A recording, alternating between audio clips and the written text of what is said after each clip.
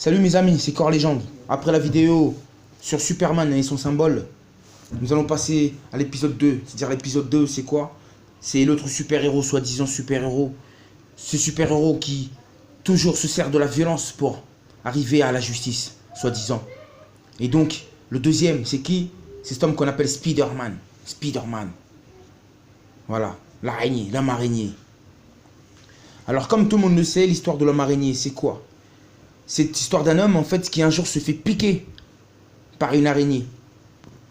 Et on nous fait croire, soi-disant, que c'est une araignée radioactive. Bref, moi je ne rentre pas dans ces détails-là. Mais c'est une araignée noire. Voilà. Une araignée dangereuse à la vie. Qui le pique. En fait, une fois piqué, qu'est-ce qui se passe? Il est pris d'un pouvoir. C'est-à-dire qu'il devient surnaturel. C'est-à-dire qu'il possède maintenant des pouvoirs qui ne sont plus humains. Qui ne sont plus humains, écoutez bien. Ce pouvoir n'est plus humain. Parce que c'est normal, parce qu'il est possédé. Il a été piqué par l'araignée noire. C'est-à-dire qu'à cet instant-là, il est possédé par l'esprit de l'araignée. Ça veut dire que son esprit n'est plus. Il est possédé, comme envoûté par l'esprit de l'araignée.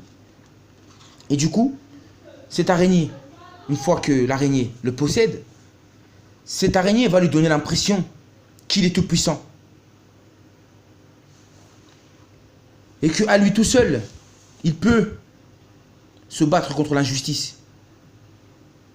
Mais en utilisant la violence.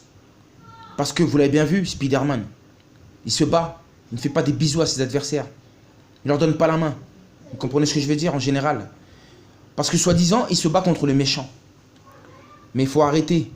Un méchant, c'est un être humain qui est dans l'erreur. Doit-on tuer parce que l'autre est dans l'erreur? Ça, c'est les questions que je vous pose. Est-ce qu'on doit tuer? On doit prendre une vie humaine parce que juste l'autre est mauvais. Parce que l'autre, il est dans l'erreur. Mais malheureusement, c'est ce que ces héros-là, pardonnez-moi, accomplissent sans cesse. Sous nos yeux. Et nous applaudissons même ces actes. Alors que cette violence, nous ne la voulons pas chez nous, ni devant nos enfants, ni entre nous. Ok? Donc j'ai dit, cette araignée lui donne l'impression, lui fait croire que c'est comme ça qu'il arrivera à la justice. Ce super-héros. Comprenez ce que je veux dire? Donc, ce super-héros règle ses histoires. À travers la violence. Vous le voyez bien? À travers la violence. Oui, c'est avec sa toile. Mais à la fin, il se bat. Il donne des coups. C'est violent. Qu'est-ce que ça enseigne à nos enfants? De la violence, des armes, des explosions.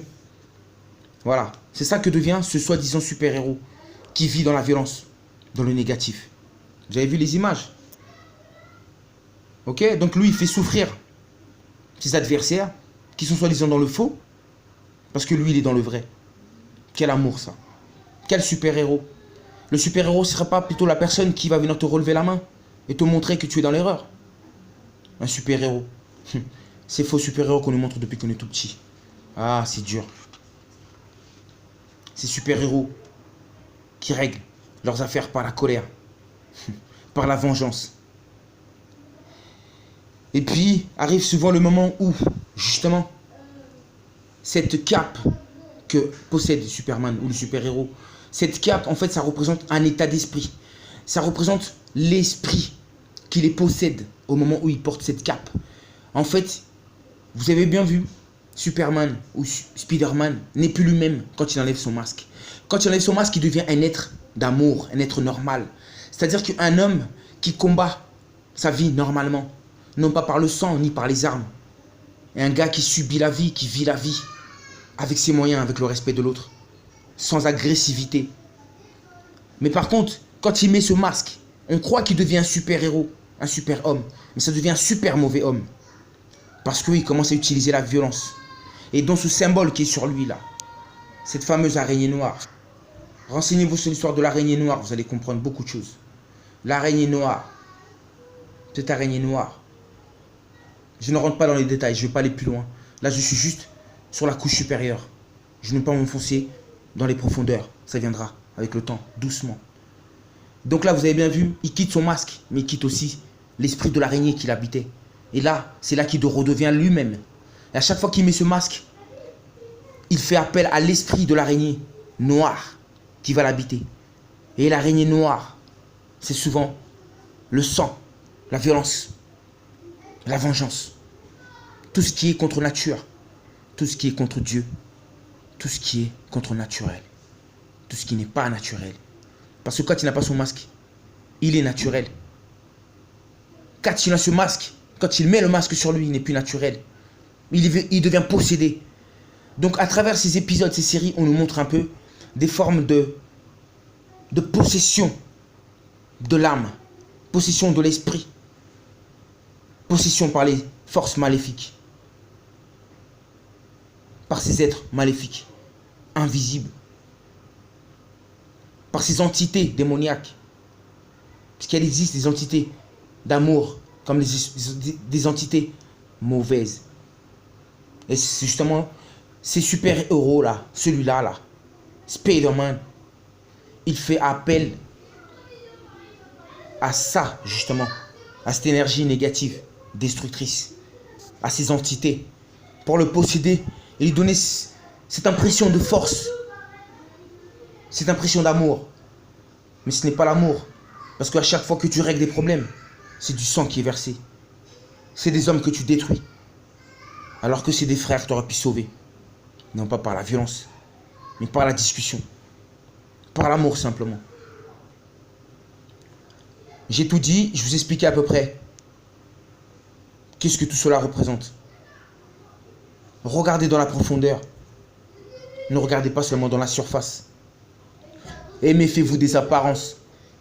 Parce que les apparences sont souvent trompeuses.